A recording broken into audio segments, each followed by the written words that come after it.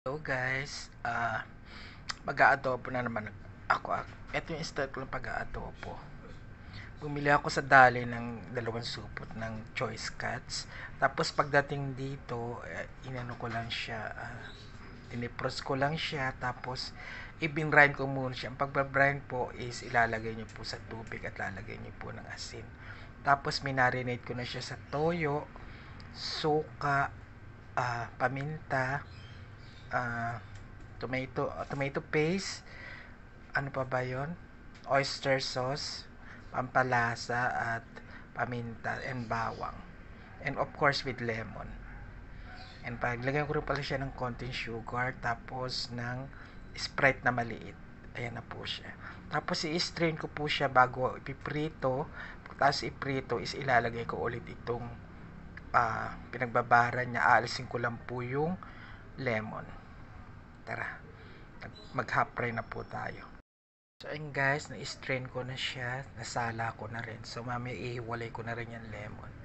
Painit tayo ng kawali at mantika. So ayan guys, ina-half fry ko na po siya.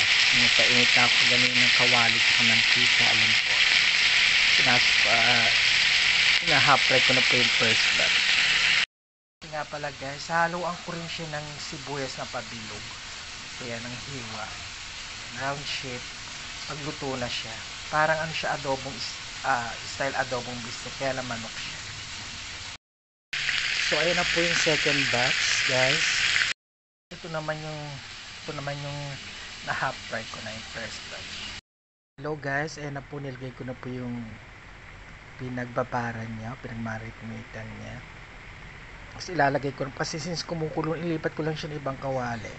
Tapos ayan po, ilalagay ko na po yung pinapray ko kanina. Tapos i-reduce lang natin yung sabaw niya hanggang sa medyo malapot. Tsaka ilalagay ko yung sibuyas. Ayan guys, nalagay ko na yung pinapray ko. Yung guys, nag-subside na yung nagmarinitan niya. So nilagay ko na po yung sibuyas. Ayan. Papatayin ko na rin po siya. Malabas na po kasi yung sariling oil niya po. Ayan. So ito na guys yung finished product. Grabe, ang sarap niya po. Taob na naman isang kaldero pag nagkakanin kayo. Grabe, sobrang sarap. Gumagawa rin ako ng, ito yung adobo style bistek to.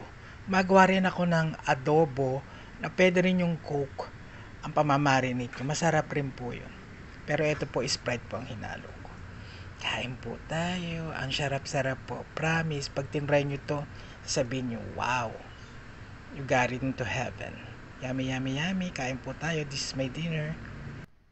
Hello guys, thanks for watching, and don't forget to click like and subscribe my YouTube channel. Maraming salamat po till my next vlog. And don't forget, if you subscribe, to click also the notification bell in order for you to be updated in my next video that I'm going to upload. Thank you so much for watching. I love you all. Mwah.